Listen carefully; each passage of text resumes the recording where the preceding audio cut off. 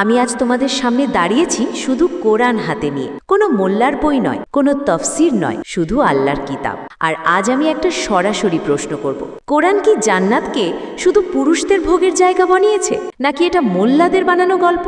শোনো, সূরা ওয়াকিয়ায় আল্লাহ পাক বলেছেন, তোমরা 3 দলে বিভক্ত হয়ে যাবে, ডান দিকের দল, বাম দিকের দল আর অগ্রবর্তী দল। লক্ষ্য করো, আল্লাহ মানুষকে আমলের ভিত্তিতে ভাগ করেছেন, লিঙ্গের ভিত্তিতে নয়। পুরুষ নারী আলাদা করে কোনো দল বানাননি। এই 3 দলের মধ্যে কোথাও বলা নেই যে পুরুষরা এক দলে, নারীরা অন্য দলে। আল্লাহ তো স্পষ্ট করেই বলেছেন, আমল দেখে বিচার, জন্ম দেখে নয়।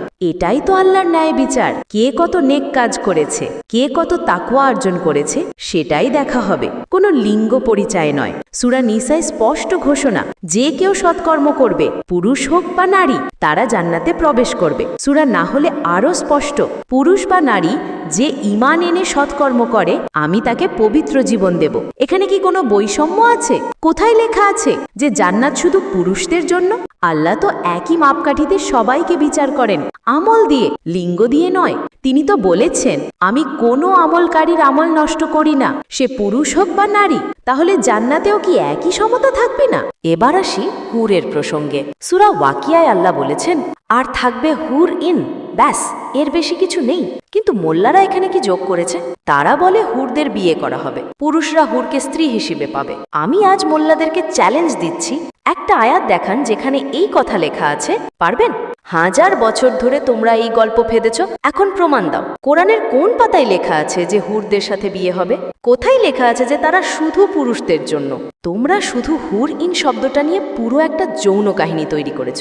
সূরা বাকারায় জান্নাতের সঙ্গীদের বর্ণনা করা হয়েছে, তাদের জন্য থাকবে পবিত্র সঙ্গী। আরবিতে বলা হয়েছে আজওয়াজুম মুতাহারাহা, পবিত্র সঙ্গী। এটা কোনো যৌন চুক্তি নয়, এটা পবিত্রতার ইঙ্গিত। জান্নাত নিজেই পবিত্র, সেখানকার সব কিছুই পবিত্র। জান্নাতে যা কিছু আছে, নদী, ফল, প্রাসাদ, বাগান, সবই পবিত্র। তাহলে হুর কেন অপবিত্র হবে? কেন তাদের যৌন বস্তু বানাবো? জান্নাতে তো সবকিছুই পবিত্রতায় ভরা, সেখানে কোনো অশ্লীলতা নেই, কোনো কামনা বাসনার দূষণ নেই। সূরা আহজাবে আল্লাহ বলেছেন, মুসলিম পুরুষ ও মুসলিম নারী, আল্লাহ তাদের জন্য মহা পুরস্কার প্রস্তুত রেখেছেন। মোল্লারা কি বলতে চায়, আল্লাহ পুরুষের জন্য উদার, নারীর জন্য কৃপণ? নাউজুবিল্লাহ।